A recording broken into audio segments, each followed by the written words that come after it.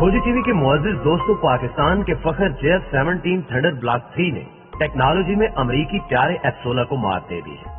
खुद अमरीकी हुक्काम ने JF-17 थंडर ब्लॉक 3 को किंग का खिताब दे दिया है, जबकि पाकिस्तान ने चीन से हासिल करदा खतरनाक मिसाइल PL-15 का JF-17 थंडर ब्लॉक 3 से कामयाब तजुर्बा भी कर लिया है, जिस पर भारत तो क्या अमरीका में भी खलबली मच गई है और अमरीका ने पाकिस्तान के इस त्यारे पर पाबंदियां लगाने के लिए महाज तैयार करना शुरू कर दिया है।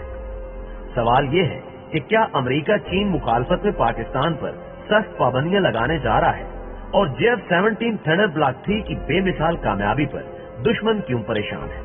आइए इन सवालों के जवाब जानने की कोशिश करते हैं, मगर यहाँ आपसे इतनी गुजारिश है कि वीडियो को आखिर तक जरूर देखिएगा।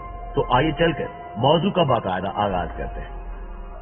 मुअज़्ज़िज़ नाज़रीन ग्रामी, पाक फौज ने एक बार फिर से नाकाबिले यकीन कामयाबी हासिल करते हुए पूरी कौम का सर फख्र से बुलंद कर दिया है। JF-17 थंडर ब्लॉक 3 के चर्चे अमेरिका तक जा पहुंचे हैं। पाक फौज के ज़हीन इंजीनियर और चीन जैसे मुखलिस दोस्त की काविशों से पाकिस्तान का जदीद तरीन लड़ाका त्यारा दुनिया के जंगी त्यारों में सरे फहरिस्त आ चुका है। सबसे दिलचस्प बात यह है कि दुनिया की सुपर पावर यानी अमेरिकी हुक्काम ने पाकिस्तान के JF-17 थंडर ब्लॉक 3 के बारे में कहा है कि पाकिस्तान ने अगर JF-17 थंडर ब्लॉक 3 में PL-15 मिसाइल का कामयाब तजुर्बा कर लिया है तो फिर पाकिस्तान का ये त्यारा जल्द ही किंग बन जाएगा, क्योंकि PL-15 जदीद तरीन मिसाइल में सरे फहरिस्त है और चाइना ने इस मिसाइल में अपनी जदीद तरीन टेक्नोलॉजी इस्तेमाल की है। हैरानकुन तौर पर PL-15 नामी मिसाइल एटमी हथियार साथ ले जाने की सलाहियत भी रखता है और हदफ को दुरुस्ती से निशाना बनाना भी इसकी वो काबिलियत है जो इसे दुनिया के जदीद तरीन हथियारों में शुमार करवाती है। सबसे अहम नुक्ता यह है कि अमरीकी दिफाई हुक्काम समेत मिस्टर जो बाइडेन ने पाकिस्तान के JF-17 थंडर ब्लॉक 3 के बारे में तस्लीम किया है कि ये त्यारा टेक्नोलॉजी के एतबार से अमरीका के F-16 जंगी त्यारे से कहीं आगे है। नाज़रीन, पाकिस्तानी दिफाई इंजीनियर्स की अनथक मेहनत और चीन के ताउन से पाकिस्तान ने रिकॉर्ड मुद्दत में JF-17 थंडर ब्लॉक 3 डिजाइन किया। इसकी खसूसियात ने दुनिया भर को इंतहाई कलील अरसे में अपनी जानिब मुतवज्जे कर लिया है। दरअसल JF-17 थंडर ब्लॉक 3 का इंजन ज्यादा ताकतवर है, जिसकी बदौलत ये आवाज के मुकाबले में दोगुनी से भी ज्यादा रफ्तार यानी माक 2000 से परवाज कर सकता है। इसमें खास किस्म के कम वजन लेकिन मजबूत मादे इस्तेमाल किए गए हैं, जो एक तरफ इसका मजमूई वजन ज्यादा बढ़ने नहीं देते और दूसरी जानिब इसे दुश्मन रेडार की नजरों से बचने में भी मदद मिलती है। JF-17 थंडर ब्लॉक 3 ऐसे जदीद तरीन रेडार यानी AESA रेडार से भी लेस है, जिसे जाम करना दुश्मन के फिजाई दिफाई निजाम के लिए इंतहाई मुश्किल है। यही नहीं बल्कि JF-17 थंडर ब्लॉक 3 के पायलट का हेलमेट जदीद टेक्नोलॉजी का शाहकार है, जो त्यारे के अतराफ से बेहतर वाकफियत के अलावा हथियारों पर बेहतरीन कंट्रोल की सलाहियत में भी मदद करता है। JF-17 थंडर ब्लॉक 3 में तवील फासले पर मौजूद जमीनी आदाफ का बेहतर निशाना लेने के लिए खसूसी आला, जिसे टार्गेटिंग पोर्ट भी कहा जाता है, भी इजाफी तौर पर नस्ब किया गया है, जबकि इसे जमीनी या फिजाई आदाफ को उनसे खारिज होने वाली गर्मी की बुनियाद पर शनाख्त करने और निशाना बांधने वाले निजाम यानी IRST से भी मुमकिन तौर पर लेस किया गया है। ब्लॉक 2 वेरिएंट की तरह JF-17 थंडर ब्लॉक 3 में भी दौरान परवाज ईंधन भरवाने की सहूलत मौजूद है, जिसके बायस ये 2500 किलोमीटर दूर तक किसी हदफ को निशाना बना सकता है।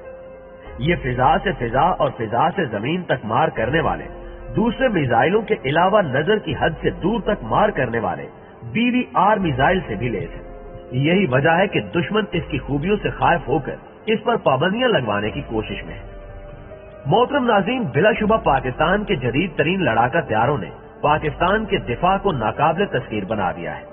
अब पाकिस्तान नाइजीरिया, म्यांमार और दूसरे ममालिक को ये त्यारे फ्राहम करने जा रहा है, बल्कि नाइजीरिया और अर्जेंटाइन को ये त्यारे फरोख्त भी किए जा चुके हैं और इस वक्त उनके पायलट पाकिस्तान में ट्रेनिंग ले रहे हैं।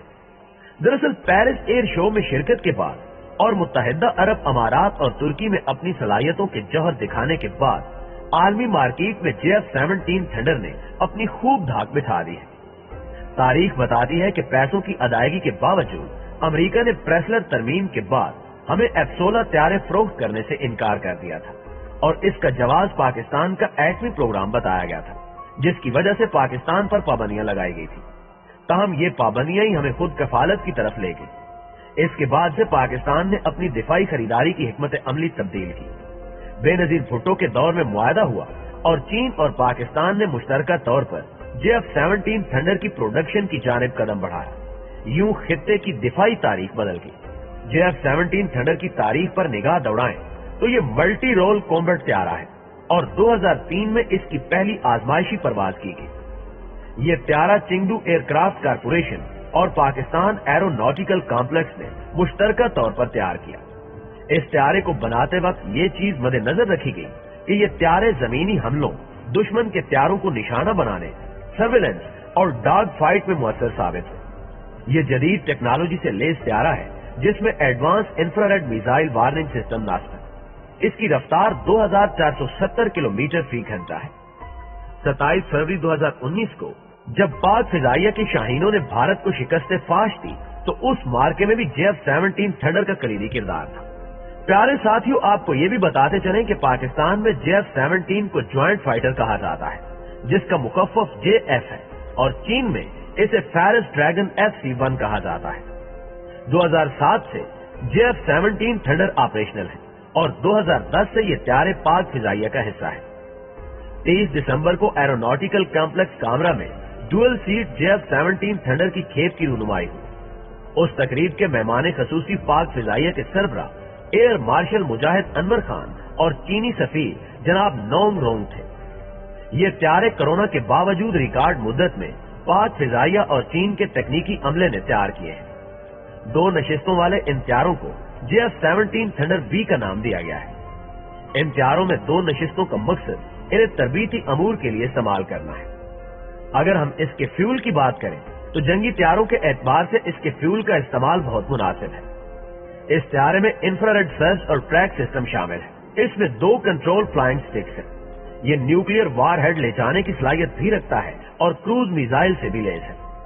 ان طیاروں کی شمولیت سے چین اور پاکستان کی عددی برتری میں اضافہ ہوا ہے۔ اگر ہم JF-17 تھنڈر ڈوئل سیٹ اور انڈین رافیل کا تقابلی جائزہ لیں تو JF-17 تھنڈر کم قیمت میں تیار ہوتا ہے جبکہ رافیل بہت مہنگے طیارے ہیں۔ رافیل کی لاگت $74 ملین ہے اور JF-17 تھنڈر کی لاگت $25 سے $32 ملین ہے۔ JF-17 کو اپ گریڈ کیا جا سکتا ہے جبکہ رافیل فکس ٹیکنالوجی ہے۔ رافیل کی سروس سیلنگ 50,000 فٹ ہے اور JF-17 کی سیلنگ 54,000 فٹ ہے۔ رافیل کی فری رینج 3,700 کلومیٹر اور JF-17 کی 3,800 کلومیٹر ہے۔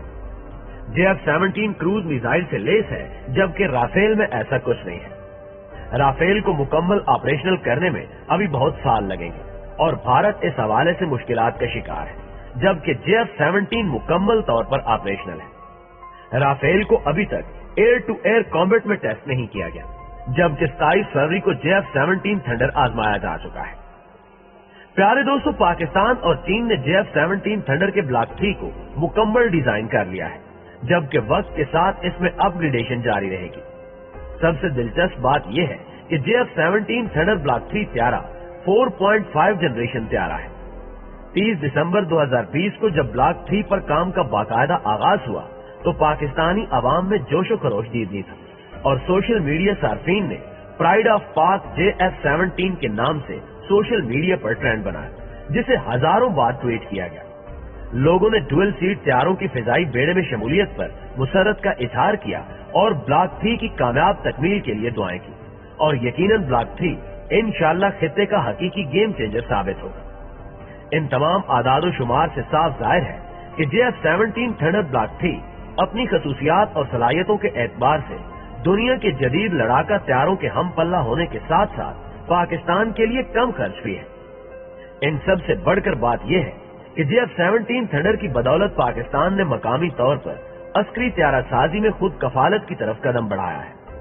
آپ کے لیے یہ بات بھی فخر کا باعث ہوگی کہ JF-17 تھنڈر کے منصوبے میں ٹیکنالوجی کے اعتبار سے پاکستان کا حصہ 60% تک پہنچ چکا ہے اور مستقبل میں یہ اور بھی زیادہ ہونے کی توقع ہے۔